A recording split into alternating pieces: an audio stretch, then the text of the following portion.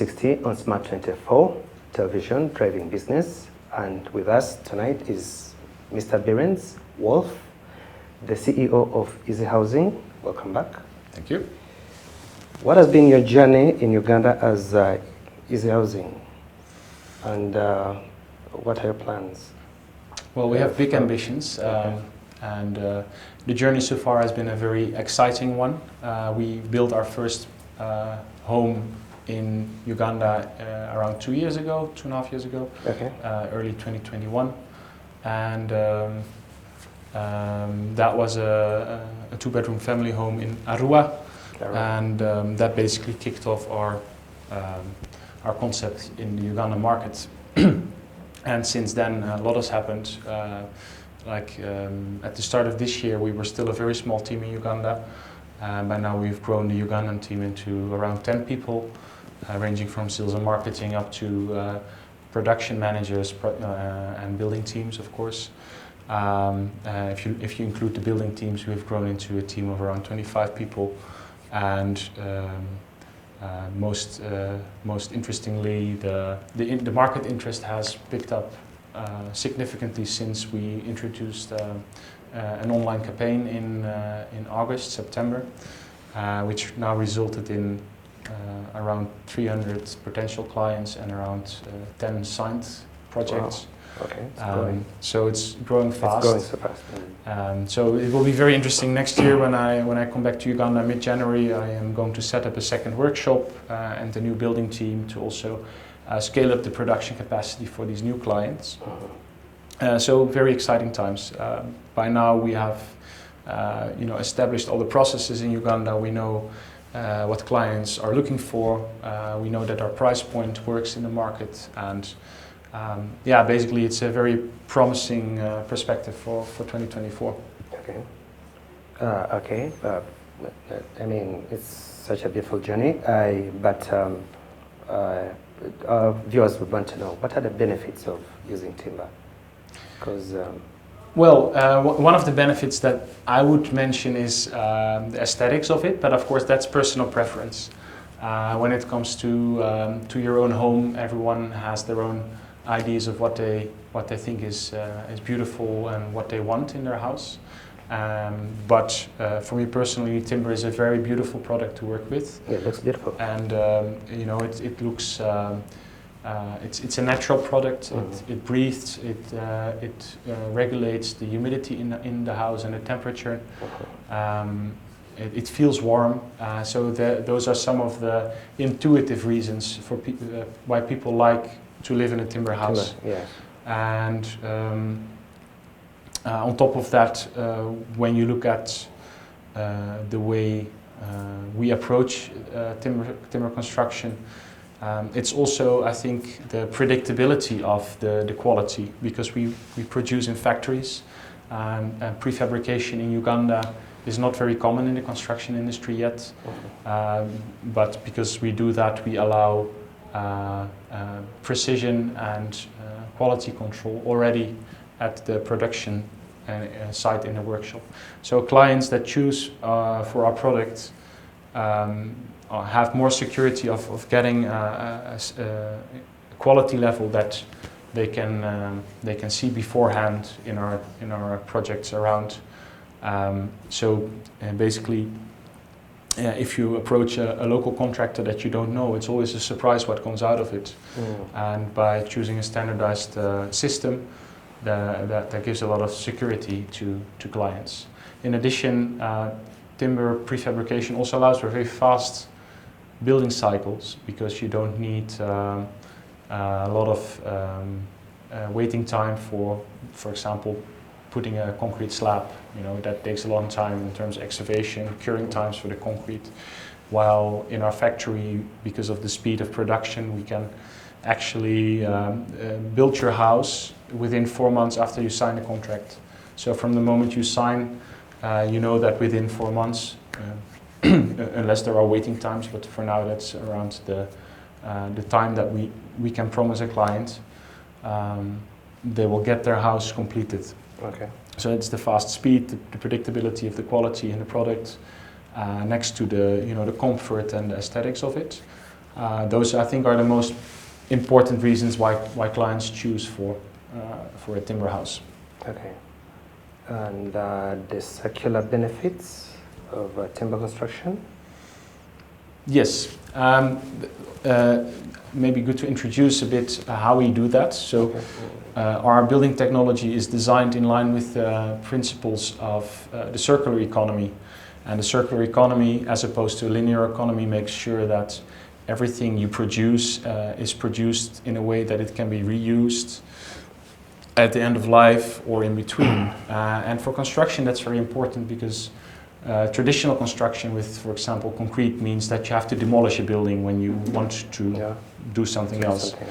While with prefabricated timber and all the connection details that we use and the fact that we produce it in a factory and can put it together on site within a few days, also means that you can easily modify it. So it's easy to do maintenance and repairs. It's easy to relocate a structure in case you would have to do that for any reason. Okay. It's also easy to increment your house. We have a few floor plans in our standard models that can be incremented from, for example, 1 bedroom into a 3-bedroom house.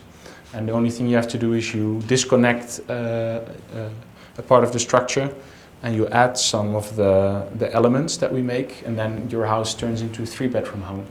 And also a 2-bedroom that can turn into a 4-bedroom house, which means so that it's very easy to remodel into anything that you want. Yeah, exactly. To do, yeah. And I think many families in Uganda, they want to save for expanding their house while their family grows. Yeah, true. And this circular building system really facilitates that incremental expansion. Okay. And also at end of life, it means that you can reuse those materials instead of having to demolish a house. So the value of your house, we already talked about the lifespan of timber being easily over 100 years for properly maintained buildings. Okay. So it means that the value is basically there forever, which I think when you look at the environmental challenges in the world with resource scarcity, climate change, these principles of the circular economy are critical to implement also in the construction industry, and that's what we have done in our system at Easy Housing as well. Okay, so how long would it take to build, let's say, a 1-unit standard? A standard 1 or 2 bedroom house, once you sign the contract, it takes around 3 to 4 months. Okay. For the house to be completed. For the core and shell is that, yeah. Okay, so that includes, processing prefabrication from the factory to setting up. Yeah. It's about 4 months. Yeah. Okay, so based on the weather in Uganda, how would you protect against heavy rains and winds? Winds. Basically, all the technical details are engineered and complying with the building codes. So the facades and the roof are obviously rain-proof, and also structurally, our structures are calculated by structural engineers that are specialized in timber. Okay. To make sure that the wind loads are not a problem for the structural integrity of a building. Okay. Timber is a very good insulator in terms of heat, and it's used widely in countries like the United States and those cold countries. But for a country that is so hot like Uganda, do you think it would be good to use timber? Yes, and I welcome anyone to also test the comfort inside of our home in Bugolobi at our office. We have a demo. Okay. Yeah. But also to answer your question, the roof. Our roof structures are insulated also with a membrane to also keep out the heat. What kind of membrane? It's like a reflective membrane. Okay. And basically that's applied below the roof sheet. Okay. And that keeps out a lot of the heat that comes in from the top. Okay. And actually the timber itself is a good insulator. But more importantly,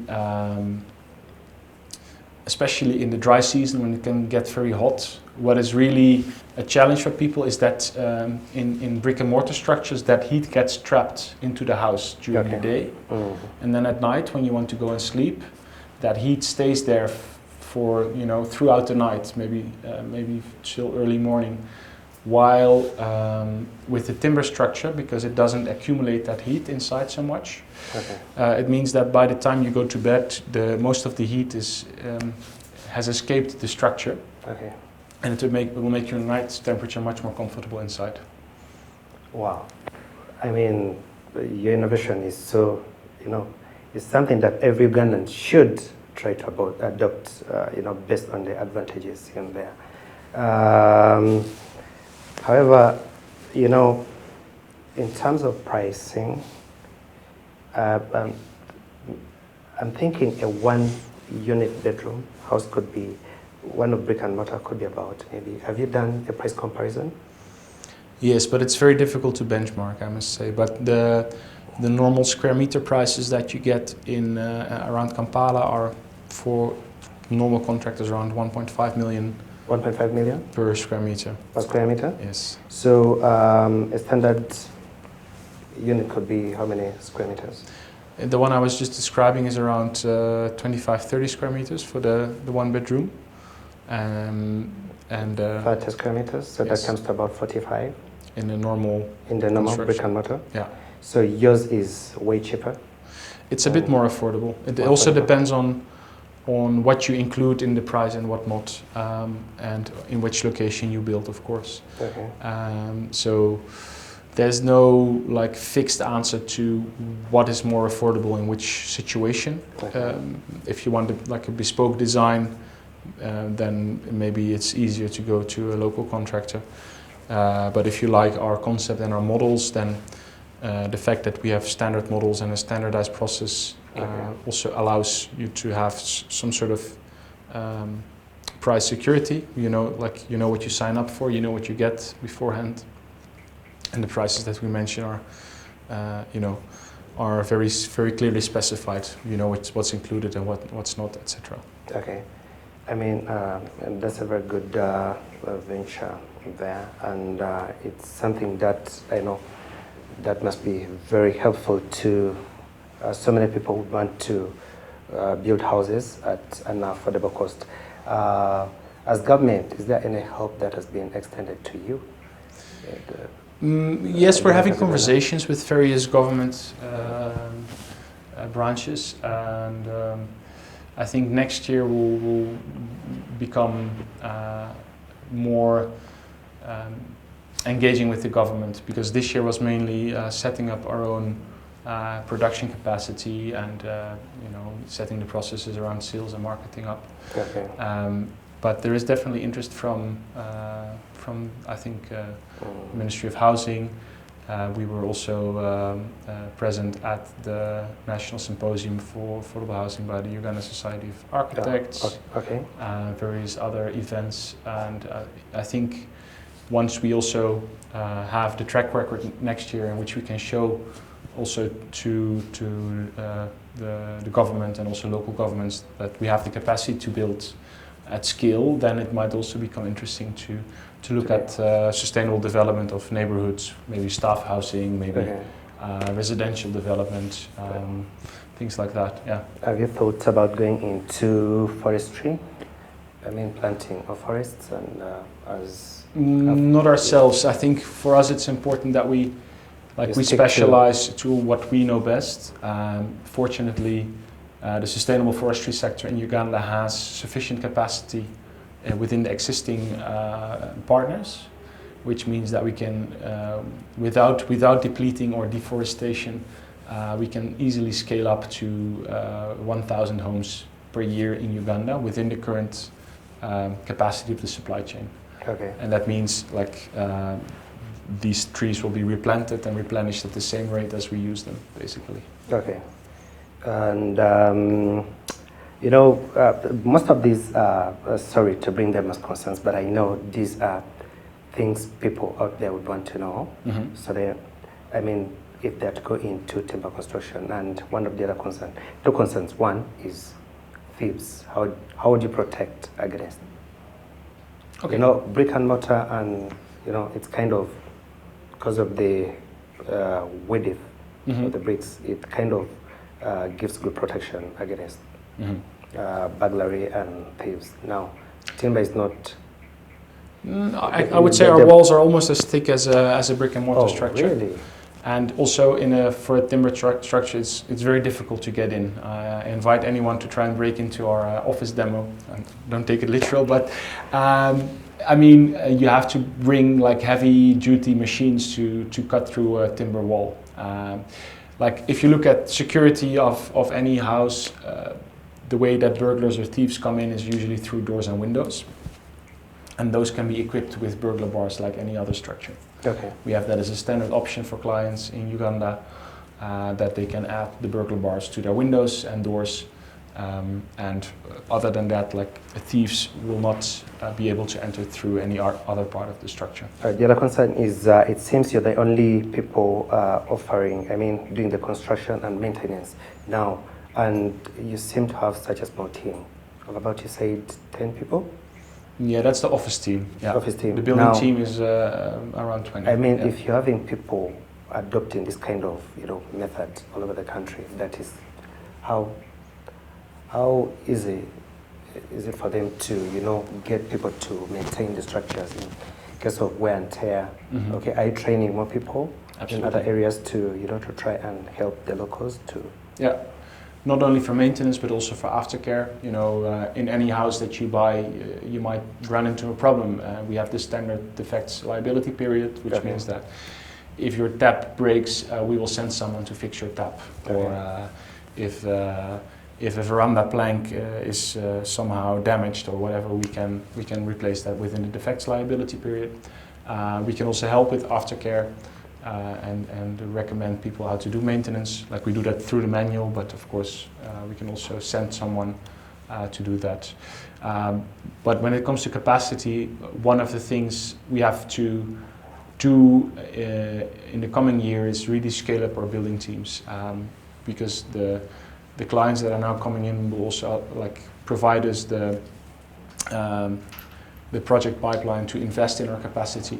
So I expect actually the Ugandan team to grow from, like if you include the building teams now, we're around 25 people, and I expect that to grow to around 75 to 150 people next year in Uganda. Oh, okay. Okay. And the maintenance materials like varnishes, polishes, and paints. Yeah.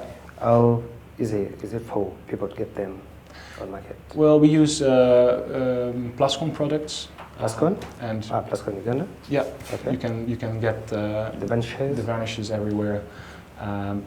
It's like it's part of the maintenance. Like in any house, if you have a decking or a facade that is varnished, you want to reapply that varnish maybe every 5 years or so. 5 years. So the recommended period for maintenance should be 5 years? It depends a bit on the type of paint you use and on the orientation of the house.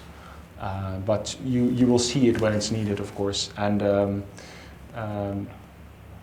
it's actually a very important part of the lifespan of a house to maintain your paintworks. Also for a plastered house, a brick and mortar house anyway.